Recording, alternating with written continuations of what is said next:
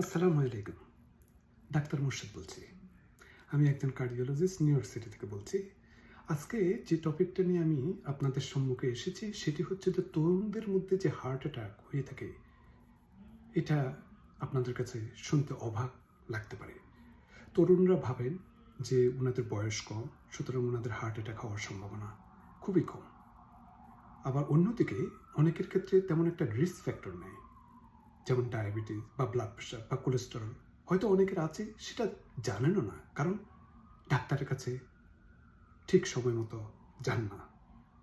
তো তরুণদের মধ্যে যে হার্ট অ্যাটাক হয়ে থাকে, এটির অনেক কারণ থাকতে পারে। একটা তো জেনেটিক প্রিডিসপোজিশন আছে, তাছাড়া আপনার বিভিন্ন ব্যাড হ্যাবিটস যেগুলি আছে, যেমন স্মোকিং করা, বেপিং করা, অ্যালকোহল ড্রিঙ্ক করা, সেটি, তারপর বিভিন্ন স্ট্রেসের মধ্যে থাকেন, সেটি কর্মক্ষেত্রে হোক কিংবা পারিবারিক হোক, সেগুলোর ক্ষেত্রে সেগুলোর জন্য হোক।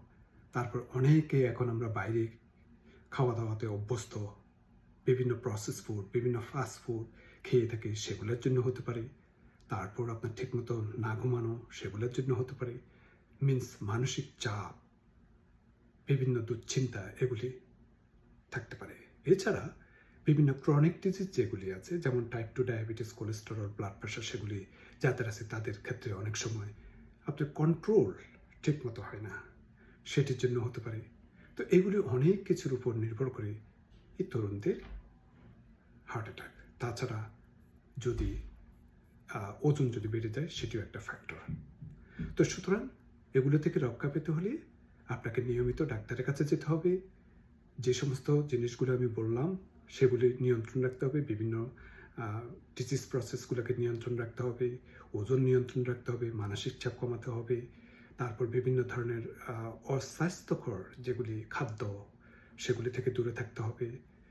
ব্যাড হ্যাবিটস যেমন স্মোকিং, অ্যালকোহল, এগুলি থেকে দূরে থাকতে হবে। ব্যায়াম করতে হবে, তাহলে আপনার হৃদরোগ না হওয়ার সম্ভাবনা থাকে।